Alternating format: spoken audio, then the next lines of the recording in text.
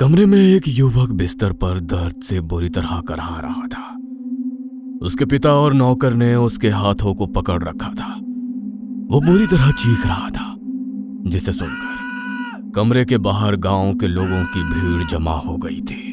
आ, आ, ये दर्द मुझसे बर्दाश्त नहीं हो रहा। माँ, प्लीज मुझे कोई चाकू ला दो। मैं इसे काट कर बाहर निकाल दूंगा। प्लीज मेरे हाथ छोड़ दो। अचानक विजय ने झटके से अपना हाथ नौकर श्याम से छुड़वाया और दौड़कर सामने टेबल पर रखे इंक पेन को उठा लिया। उसने एक नजर उस पेन को घूर कर देखा।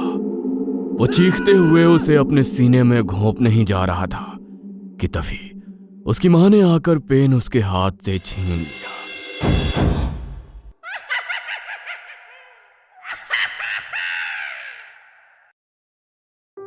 विजय एक 30 साल का पढ़ा लिखा लड़का था। MBBS खत्म करने के बाद MD कर रहा था।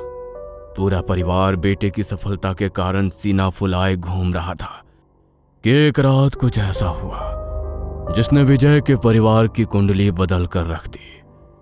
आधी रात का समय था। खाना खाने के बाद विजय अपने कमरे में AC चलाकर चैन से सो रहा था कि सीने में हो रहे दर्द से अचानक उसकी नींद टूट जाती है। उसके सीने में भयंकर चुभन हो रही थी। देखते ही देखते दर्द हद से बढ़ने लगा और 20 डिग्री पर चलते AC के बाद भी विजय पसीने से लथपथ होकर बिस्तर पर लेट कर कराहने लगा। ये कैसा दर्द है जो सीने से कंधों की ओर जा रहा है? ऐसा लगता है कोई रेंगने वाला कीड़ा नसों के भीतर रेंग रहा है। दर्द विजय की बर्दाश्त से बाहर होता जा रहा था। लाख कोशिश के बाद भी अब विजय की चीखें उसके कमरे से बाहर तक सुनाई दे रही थी। बेटा क्या हो रहा है? कुछ तो बताना। तू किसी अच्छे डॉक्टर का पता बोल, हम अभी बुलवाते हैं। अचानक क्या हो गया मेरे बच्चे को? कोई डॉक्टर कुछ नहीं कर पाएगा। ये कोई सामान्य दर्द नहीं है। ऐसा लग रहा है कोई मेरी नसों को अंदर से कुरेद रहा है। लगता है मेरे सीने की नसें फट जाएंगी। विजय के मुंह से खून आने लगा था और दर्द से बेचैन होकर अब उसने अपने शर्ट भी उतार कर फेंक दी थी। ये क्या है जी? देख रहे हैं इसके खाल के नीचे कुछ रेंगता नजर आ रहा है।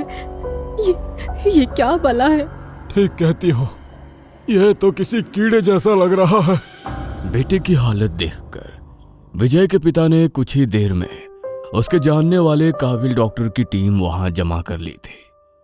लेकिन डॉक्टर ये देखकर हैरान रह गए कि विजय की सारी जांच एकदम क्लियर है। जो विजय महसूस कर रहा था वो कोई शारीरिक बीमारी नजर नहीं आ रही थी। मैंने कहा था ना कि कोई डॉक्टर मेरी मदद नहीं कर पाएगा। मैंने कहा था आप लोगों से ये कुछ और ही है। लेकिन ये क्या है? मैं खुद ही इसी सवाल का जवाब ढूंढ रहा हूं। इतना कहकर विजय दर्द से तड़प उठा। तभी कुछ ऐसा हुआ जिसके कारण वहां खड़े सभी डॉक्टरों और उसके परिवार की आंखें फटी रह गईं। विजय के सीने की त्वचा के नीचे कुछ लंबा और काला सा आकार तेजी से रेंगता दिखाई दिया। वो कभी बाईं पसलियों तक जाता तो कभी गर्दन की ओर चढ़ने लगता। मुझे लगता है हमें विजय को हॉस्पिटल शिफ्ट करना चाहिए। हम और इंतजार नहीं कर सकते। इसका शरीर नीला पड़ने लगा है। अगले 3 दिनों तक विजय अस्पताल में भर्ती रहा। दवाइयां देने के बाद भी दर्द कम होने के बजाय बढ़ता जा रहा था। रात होते ही उसके शरीर के अलग अलग हिस्सों में वही रेंगने वाली चीज दिखाई देने लगती। कभी हाथों में, कभी पेट में, कभी गर्दन में, कभी वो नसों से होकर उसके सर में चला जाता तो कभी उसकी आंखों में पहुंच जाता। हर बार विजय दर्द से बेहाल हो जाता और उसके मुंह से खून बहने लगता। आंखें लाल हो जाती और शरीर नीला पड़ने लगता। कोई दवा, कोई इलाज मानो उस पर काम नहीं कर रहा था। सोमेश, सुनना, मेरे कान में कुछ रेंग रहा है मेरे भाई, मेरे कान का पर्दा फट जाएगा। कुछ करो भगवान के लिए, कुछ करो। मुझे बेहोशी का इंजेक्शन दे दो, मैं ये दर्द बर्दाश्त नहीं कर सकता। सर, आई थिंक विजय ठीक कह रहा है। हमने अपनी हर कोशिश करके देख लिया है। जो रेंगने वाली चीज़ हमें खुली आंखों से दिखाई दे रही है, किसी भी अल्ट्रासाउंड, एक्सरे, ब्लड रिपोर्ट में पकड़ में क्यों नहीं आ रही?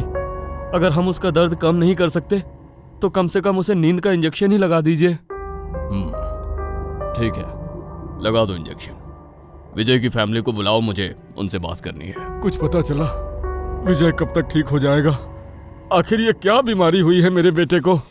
अंकल, आप खुद एक डॉक्टर के पिता हैं, मजबूत इंसान हैं और समझते हैं कि हम डॉक्टर्स बस कोशिश ही कर सकते हैं। क्या हुआ है उसे? कुछ बोलोगे? पिछले 3 दिन में उसका वजन 13 केजी कम हो गया है। आंखें गहरे गड्ढों में धंस गई हैं। शरीर से मांस गायब हो गया है। मुझे कहते हुए तकलीफ हो रही है, लेकिन शायद वो चंद दिनों का मेहमान है। आप अपने जानने वालों को बुलवा लीजिए। दवा काम नहीं कर रही, दुआ का ही सहारा बचा है शायद। हालांकि खबर किसी वज्रपात सी उनके सीने पर लगी थी। फिर भी खुद को संभालते हुए विजय के पिता ने फोन निकाला और पुरानी हवेली को मिला दिया। अम्मा, मेरा विजय। क्या हुआ मेरे लाल को? भगवान जाने क्या हुआ। तुम आखिर बार देख लो उसे, कल का कोई भरोसा नहीं। डॉक्टर है लल्ला मेरा, उसे कौन बीमारी पकड़ेगी? हिम्मत रख, सब ठीक होगा। मैं आती हूँ। अम्मा पहली गाड़ी से अस्पताल पहुंच गई थी। सामने बिस्तर पर जो लेटा था, उसकी हालत देख कोई नहीं कह सकता था ये वही विजय है जो 3 दिन पहले तक अस्पताल में बैठा मरीज देख रहा था। जर्जर शरीर, बेजान आंखें। दादी ने विजय को एक नजर देखा और उनके माथे पर बल पड़ गए। वो लड़खड़ाती कमरे से बाहर आई और अपने बेटे के सामने जा खड़ी हुई। ये बीमारी नहीं है, इस पर मारण टोटका किया गया है। माँ, आप ये कैसी बातें कर रही हैं? आज के जमाने में ये कैसे हो सकता है? बरसों पहले अपनी आंखों से ये सब होते देखा है मैंने। उसके शरीर में भी ऐसे ही कुछ रेंगता था। बाद में पता चला कि किसी ने उसकी जान लेने के लिए तांत्रिक क्रिया करवाई थी। अगर अभी भी मेरी बात पर यकीन नहीं है तो यहाँ से सीधा घर चलो, तुम्हें खुद यकीन हो जाएगा। दादी की बात सुनकर विजय के पिता और माँ दोनों की आंखें हैरानी से खुली रह गई थी। घर पहुंचकर कमरा चेक करो विजय का, उसके बिस्तर या अलमारी में जरूर कुछ मिलेगा। विजय के पिता ने बेटे के बेड की अच्छे से तलाशी लेना शुरू किया। गद्दा, चादर सब हटाने के बाद बेड के नीचे की तरफ उन्हें 2 नींबू लाल कपड़े में बंधे नजर आए, जिन पर लौंग को गाड़ा गया था। ये क्या है? ये कहां से आया? ये नींबू है जिनका प्रयोग टोटकों में किया जाता है। जल्दी ही कुछ करना होगा, वरना बहुत देर हो जाएगी। लेकिन माँ, आपको ये सब कैसे पता है? और कौन करेगा मेरे बच्चे पर टोटका? चलो मेरे साथ, ये वक्त बातों में समय खराब करने का नहीं है। किसने किया, क्यों किया, ये बात की बात। अभी लल्ला की जान बचाओ। दादी अपने बेटे सूरज को लेकर एक तांत्रिक के पास पहुंची और उस तांत्रिक को सारी परेशानी कह सुनाई। बाबा ने जल की कुछ बूंदें मंत्र की शक्ति से अभिमंत्रित की और उसे सूरज को देकर कुछ समझाया। सूरज आनन फानन में उस जल को लेकर अस्पताल पहुंचा। विजय को होश आ गया था और वो बेड पर लेटा बुरी तरह से करा रहा था। सूरज ने उस जल को विजय के शरीर पर छिड़क दिया। जल की बूंदें गिरते ही विजय अचानक दर्द से चीख उठा। उसका शरीर ऐसे जल उठा मानो किसी ने तेजाब फेंक दिया हो। यह नजारा देख सूरज का चेहरा गंभीर हो गया। उसने साथ लाई भभूत विजय के माथे पर लगाई और तेज कदमों से फिर से बाबा के आश्रम पहुंच गया। आपका कहना सत्य था बाबा। जो मैंने देखा वो अप्रत्याशित था। पानी की बूंदें कैसे तेजाब बन गई? किसी ने लड़के पर मारण क्रिया करवाई है। तंत्र के माध्यम से एक शक्ति इसके प्राणों से बंधी हुई है। जब तक उसे रोका नहीं गया, वे धीरे धीरे इसकी नसों से गुजरकर अंदर ही अंदर उसके रक्त और मांस को खाती रहेगी और इसकी जीवन शक्ति को नष्ट करती रहेगी। लेकिन ऐसा कौन करेगा? विजय ने तो कभी किसी का बुरा नहीं किया। बाबा ने आंखें बंद कर ध्यान लगाया। दुश्मन बाहर का नहीं, घर के बहुत करीब का है। अगर सच जानना चाहते हो तो भीतर की ओर ध्यान लगाओ। अभी सबसे पहले वो स्थान ढूंढना होगा जहां पर यह क्रिया की गई है। क्या आपके घर के आसपास कोई शमशान भूमि है? हाँ, कुछ दूरी पर है। उसी शमशान की मिट्टी की बनी एक गुड़िया तुम्हारे आंगन में आम के पेड़ के नीचे गाड़ी गई है। जाओ और उसे लेकर यहां आओ। अगर आज शाम से पहले उसे नहीं खोज पाए तो मैं कुछ नहीं कर पाऊंगा। बाबा की बात सुनकर विजय के पिता दौड़ते हुए घर गए और आंगन में आम के पेड़ के नीचे खुदाई करने लगे। कई घंटों की खुदाई के बाद उन्हें एक लाल कपड़े में बंधा मिट्टी का पुतला दिखाई दिया, जिसमें विजय के बाल, नाखून और तस्वीर दबाकर मिट्टी में गाड़ा गया था। पुतले के सीने में लोहे की 7 कीलें ठोकी हुई थी। विजय के पिता उस पुतले को लेकर बाबा के पास पहुंचे। अस्पताल चलो, अपनी आंखों से देखना टोटका क्या होता है। अस्पताल पहुंचकर जैसे ही बाबा ने पहली कील निकाली, बाबा के सामने बेड पर लेटे विजय ने लंबी सांस ली। दूसरी कील निकली तो उसके शरीर में रेंगती हुई आकृति गायब होने लगी और 7वीं कील निकलते ही पुतले में अचानक आग लग गई और बाबा को एक झटका सा महसूस हुआ। उसी क्षण विजय के शरीर से मानो कोई भारी बोझ उतर गया। जले हुए पुतले के अवशेष लेकर बाबा ने एक ताबीज में भरकर अपने पास रख लिया। लेकिन बाबा, आखिर ये क्रिया किसने और क्यों की? और ये राख, इसका आप क्या करेंगे? ये क्रिया किसने की, इसका जवाब तुम्हारे अतीत में छिपा है। बस इतना समझ लो, अतीत में इसी टोटके ने तेरे किसी अपने की जान ली थी। उसी ने अपने जख्मों का बदला लेने के लिए यह किया है। और ये राख, इसका प्रयोग मैं इस क्रिया को वापस उसी इंसान पर उलटने के लिए करूंगा। तुम देखते जाओ उसका क्या हश्र होता है। बाबा की बात सुनकर दादी कुछ देर तक पत्थर बनी अपनी जगह खड़ी रही। कहते हैं ना, अपने अतीत से भाग पाना आसान नहीं होता। इंसान के बुरे कर्म कभी उसका पीछा नहीं छोड़ते। बरसों पहले मैंने एक बाबा के पास तंत्र मंत्र की सिद्धि ली थी। अक्सर गांव के लोग भूत प्रेत, बाधा, टोटका वगैरह की काट करवाने के लिए मेरे पास आया करते थे। मुझे भी लोगों की मदद करना बहुत अच्छा लगता था, लेकिन मेरे ससुराल में कोई मेरे इस काम को पसंद नहीं करता था। मेरी सास जेठानी, उन्हें यही लगता था कि मैं जाने क्या टोटका उनके ऊपर छोड़ दूंगी। इसीलिए ना वो मेरे घर आती, ना अपने बच्चों को मेरे घर आने देती। यहाँ तक कि मेरा छुआ पानी तक नहीं पीती थी।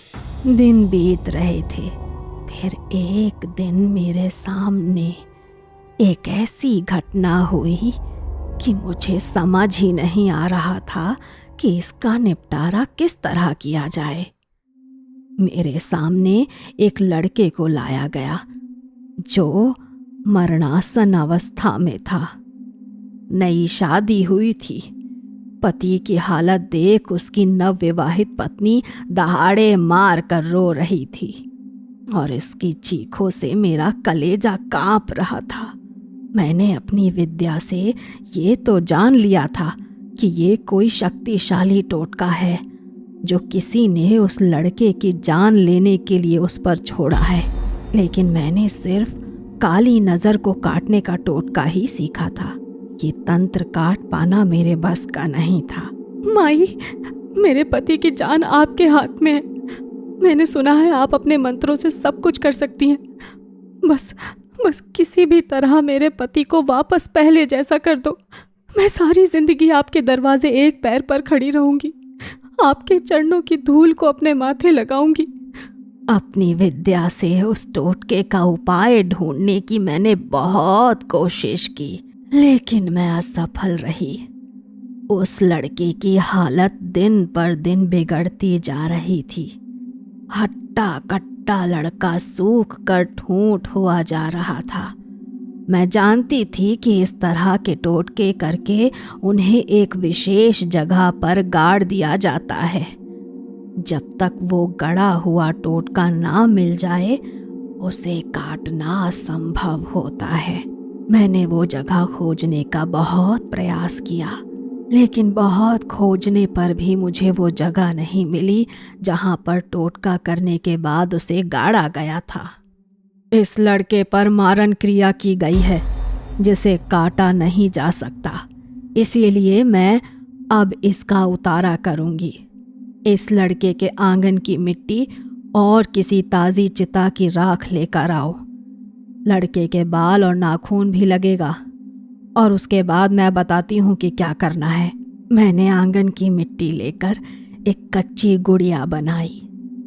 उसमें उस लड़के के बाल और नाखून लगाकर एक मानव खोपड़ी में शमशान से लाई राख भरी और उसे उस लड़के के ऊपर से उतार कर उसके साथ बताशे और मिठाई रखकर चौराहे पर रखवा दिया। ख्याल रहे, चाहे जो हो जाए, इस उतारे को खुद से दूर किए बिना किसी की बात का जवाब ना देना। हो सकता है कोई शक्ति आकर तुम्हारा ध्यान भटकाने की कोशिश करे, लेकिन तुम्हें ना मुड़कर देखना है, ना किसी की बात का जवाब देना है। लेकिन ये सामान रखना कहाँ है? गांव के बाहर जो पुराना शमशान है उसके सामने वाले चौराहे पर रखवा देना। उधर आजकल कोई जाता नहीं है। अगले 24 घंटे तक वो शक्ति उस गुड़िया में बंधी है। इस समय जिसने भी उसे छुआ वो उसी के ऊपर हावी हो जाएगी, इसीलिए कोशिश करो निर्जन स्थान पर ही ये रखा जाए। लड़के के पिता दादी के बताए अनुसार भरी दोपहर सारी सामग्री चौराहे पर रखने के लिए निकल पड़े। तभी उन्होंने सुना कोई पीछे से बार बार उनका नाम पुकार रहा था। यह आवाज कोई मुझे पुकार रहा है शायद। नहीं, यह जरूर कोई छलावा है। मैं पीछे नहीं मुड़ूंगा। खुद को संभालते हुए वे चौराहे की ओर बढ़ रहे थे। अभी वो कुछ ही दूर पहुंचे थे कि उनके पूरे शरीर में भयंकर दर्द होने लगा। गला ऐसे सूख गया कि ऐसा लगता था प्यास से प्राण निकल जाएंगे। अब उनसे 1 इंच भी आगे ना हिला जा रहा था, जैसे कोई शक्ति उन्हें वहां जाने से रोक रही थी। लाख कोशिश के बाद भी उसकी हिम्मत जवाब देने लगी और उसने ये उतारा गांव से बाहर रखने की बजाय दादी के घर के पास वाले चौराहे पर ही रख दिया और फिर वो लौट आया। लेकिन उसने दादी को ये नहीं बताई कि उतारा रखने वो गांव के बाहर नहीं गया। उस रात पूरा गांव अपने घर में खाना खाकर आराम कर रहा था। ना जाने उस रात होने को क्या मंजूर था। सबके सोने के बाद दादी के जेठ का 18 साल का बेटा दादी के घर आने के लिए निकल पड़ा। रास्ते में वही चौराहा पड़ा जिस पर उतारा रखा गया था। एकाएक उसे सामने से एक गाड़ी उसकी ओर आती हुई नजर आई। खुद को बचाने के चक्कर में दीपक का पांव उस टोटके से जा लगा और अचानक उसकी आंखों के आगे अंधेरा छा गया। वो उसी पल जमीन पर गिर पड़ा। पूरे गांव में शोर मच गया। हर जुबान पर यही बात थी कि चाची ने टोटका करके अपने ही घर के बेटे की जान ले ली। यह सुनकर दादी के पैरों तले जमीन खिसक गई। वो लड़का जिस पर दादी ने उतारा किया था वो मौत के मुंह से लौट आया था, लेकिन दादी का अपना बच्चा दीपक, उसे बचाने के लिए दादी कुछ ना कर सकी। उस दिन उसने मौत का वो मंजर देखा कि सोचकर आज भी उसकी रूह कांप जाती है। उसे खून की उल्टियां होने लगी। इससे पहले कि कोई कुछ कर पाता वो सबको छोड़कर चला गया। मुझे इतना गहरा सदमा लगा कि मैंने इस काम से सदा के लिए हाथ खींच लिए। मेरी जेठानी ने अपने बेटे की मौत का जिम्मेदार मुझे माना। पूरा परिवार मेरे खिलाफ था। इसके टोने टोटके ने मेरे बच्चे की जान ले ली। डायन है ये, मेरे बच्चे को खा गई।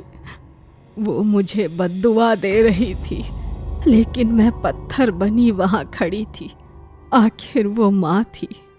उनके लिए वो क्षण उनकी अपनी मौत से भी ज्यादा कष्ट देने वाला था। इस कलंक से अपने आप को दूर करने के लिए ही हम यहाँ दूसरे कस्बे में आकर रहने लगे। मैं तो वक्त के साथ सब भूल गई, लेकिन शायद वो कभी नहीं भूली। बरसों बीत गए, उम्र गुजर गई, लेकिन उनके बेटे की मौत का जख्म शायद कभी भरा ही नहीं। और इसीलिए अपने जवान बेटे की मौत का बदला लेने के लिए उन्होंने ये सब किया। वो मुझे भी वही तकलीफ देना चाहती है जो उन्होंने सही। तो चिंता मत कर, अब मैं ये मरण तंत्र उसी पर उल्टा कर दूंगा जिसने विजय पर यह टोटका किया था। ऐसी मौत होगी उसकी कि 7 पुश्तें किसी पर तंत्र कराने से पहले सोचेंगी। नहीं, उन्होंने अपने बेटे की मौत का पहाड़ जैसा दुख देखा है। मुझे उनसे कोई शिकायत नहीं। कुछ दिन पहले ही पता चला था उनका अंतिम समय नजदीक है। शायद मरने से पहले वो अपना बदला लेना चाहती थी ताकि सुकून से मर सके। जाने दीजिए बाबा, मेरा बच्चा ठीक हो गया। मुझे और कुछ नहीं चाहिए। कुछ महीनों बाद विजय पूरी तरह स्वस्थ हो गया था। पहले की तरह अपनी पढ़ाई करने लगा था। दादी की बात सच थी। कुछ ही दिनों में दादी की जेठानी की मौत की खबर भी सुनाई थी। शायद उनके प्राण इसी में अटके थे कि वो अपने जवान बेटे की मौत का बदला लिए बगैर ये दुनिया नहीं छोड़ पा रही थी। कहने को सब ठीक हो गया था, लेकिन आज भी उस रात को याद करके विजय, उसके माता पिता और दादी कांप उठते हैं। विजय तो मारण क्रिया से बच गया, लेकिन क्या हर व्यक्ति इतना भाग्यशाली होता है? क्या आपने कभी चौराहे पर टोटका रखा हुआ देखा है?